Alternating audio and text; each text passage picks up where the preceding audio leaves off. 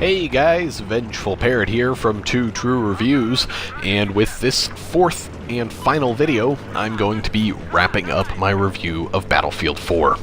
Now, in the last three videos, we primarily focused on what the game was like before and what it is like now after the patches occurred. As far as my reasoning why I covered what the game was like before any patches and everything, I feel like it's important for us as consumers to know that kind of thing, just simply because it does shed a little bit of light on not only the quality of the developer, but also the integrity of the publisher. Anyone who's been paying attention to video game shenanigans, I guess, for any amount of time is probably well aware of the fact that at this point, EA isn't exactly known for doing the best of things. They do a lot of shady things, and frankly, I feel like that they purposefully rushed Battlefield 4, to release for the next-gen consoles, and it was obvious at launch. And I'm sure everyone agrees with me on that.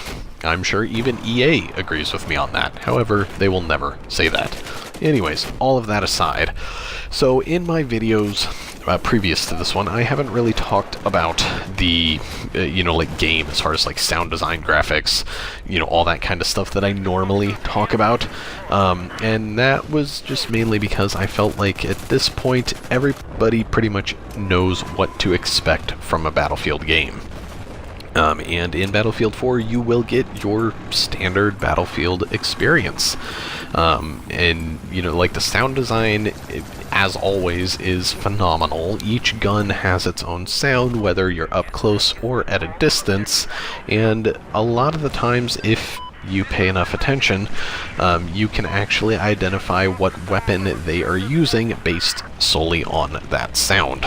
Same thing goes with vehicles and everything like that. You can typically tell what's shooting at you by the sound it's making, which is really nice. Now, that being said, the overall Battlefield experience, for anyone that doesn't know, Battlefield has always been more about team-based gameplay, and as of late, it's been more realistic than other shooters out there. Say in comparison to a game like Call of Duty. It's maybe not completely realistic, like it's not anything like Arma at all. However, it is more realistic than a game like Call of Duty. And again, it is more based in team gameplay rather than, that lone wolf kind of stuff that there are probably a lot of people that prefer. Now, I'm not going to do hardly any comparing between Call of Duty and Battlefield at all, at least in terms of one being better than the other, because they are two completely different things. Anyone who says otherwise, I will smack.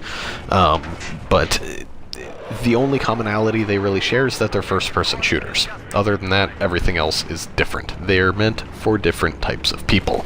It's apples and oranges, really. I mean, yes, they're both fruit, but they're different fruit. Does that make sense? Hopefully. If not, oh well. Anyways, so like I said, the gameplay experience in and of itself at this point is very, very solid. There are still some bugs and things that need to be worked out. However, I'm not going to go into that. If you want to know more information about those, go watch video number 3. But in general, I would recommend buying this game if you're interested in large-scale, realistic military battles.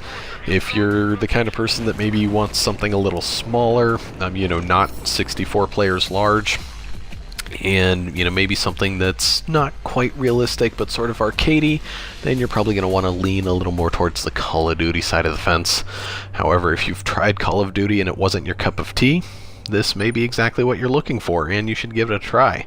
It does offer smaller game modes that, don't center around vehicles or anything like that, so if you just want that team deathmatch experience, this still has it. In the meantime, you guys have a wonderful rest of your day. Don't forget to subscribe to my channel, and this is Vengeful Parrot, signing off.